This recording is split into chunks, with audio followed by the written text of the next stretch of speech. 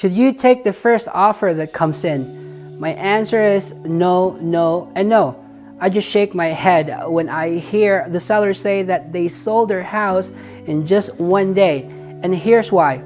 If you take the very first offer, you're not allowing time for the home to be exposed to everyone. Hi, I'm Marlon Pedrosa with eXp Realty. The goals for your home is to be seen by the masses, and then to make sure that you are getting the highest price and the best terms for your home. Many times if there's a home that's highly desirable, where it's a type of home that is in high demand, you'll have multiple offers, which typically equates to the home selling for more money and for the best terms for you as a seller. So don't just take the very first offer that comes in.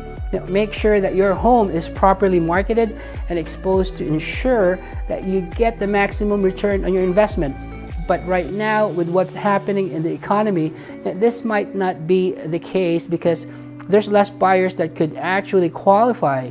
You want also to think about things as far as what type of job they have.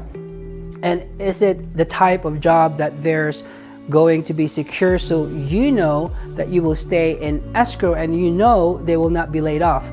So what do?